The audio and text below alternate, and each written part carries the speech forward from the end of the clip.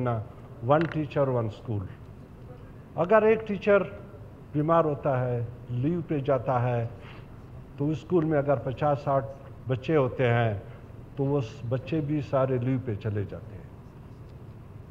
क्यों ना ऐसे स्कूल कॉलेज आए, चाहे पहले स्कूल हो या नए स्कूल, कि उनमें कम से कम 2 टीचर हों। अगर एक स्कूल टीचर बीमार होता है या लीव पे जाता है तो दूसरा जो टीचर है वो स्कूल में इन बच्चों को पढ़ाए।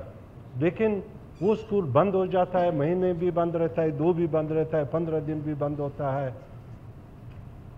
दूसरी बात, हमारे जो कॉन्ट्रैक्ट टीचर हैं, हम रोज़ सुन रहे हैं कि इस स्कूल में कॉन्ट्रैक्ट टीचर है, उसने रिज़ाइन कर दिया। क्यों किया? उसको कहीं और जॉब मिल गया है। तो फिर वो स्कूल जो है ना क्लोज हो जाता है, बंद। मैं आपको यकीन दिलाता हूं कि मैं शेरानी और जोब में ऐसे स्कूल मैंने देखे हैं जो कि 2 साल से बंद हैं। अभी उनमें कोई नए टीचर भर्ती हुए हैं। लास्ट उसमें जो है ना वीक में मुझे किसी ने फ़ोन किया कि हमारा स्कूल बंद हो गया।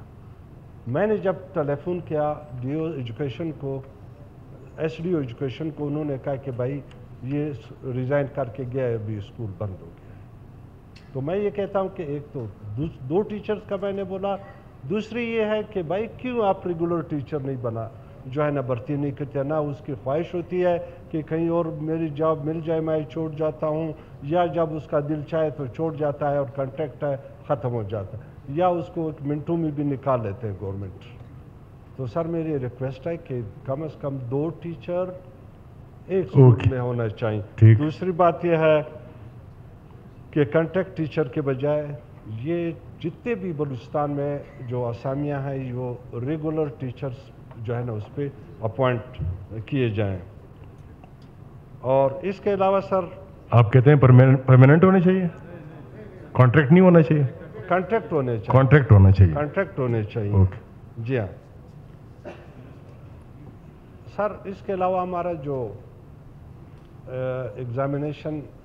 एग्ज़ाम होते हैं बोर्ड ऑफिस से, मैट्रिक के, एफएससी के, मैंने एक ऐसा बच्चा देखा था एफएससी में, उसने बलूचिस्तान टॉप किया था, लेकिन जब एंट्री टेस्ट हुई वो इस डिस्ट्रिक्ट के बॉटम में वो लड़का मेरिट पे आया।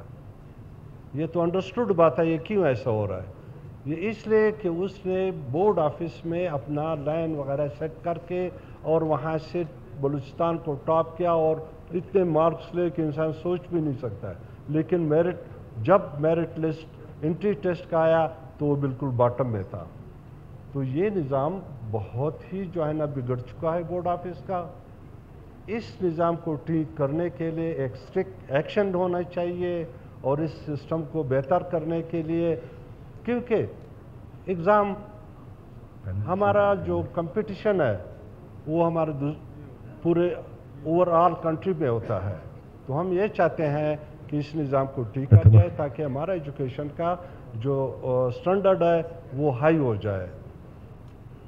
इसके अलावा सर, हमारी यूनिवर्सिटीज़ में जब बच्चे जाते हैं यहाँ से इंटर करके दूसरे सूबे में जाते हैं तो वहाँ उनके लिए बहुत मुश्किलात होते हैं कि भाई वहाँ पर हमारे सूबे का नाम भी बदनाम होता है कि बलूचिस्तान से आए हैं और वहाँ से वो मेरिट पे आए हैं, लेकिन यहाँ पर जो है इनको तो कुछ भी नहीं आता है। तो इस सिस्टम को इम्प्रूव करने के लिए गवर्नमेंट को एक स्ट्रिक्ट एक्शन लेनी चाहिए सर।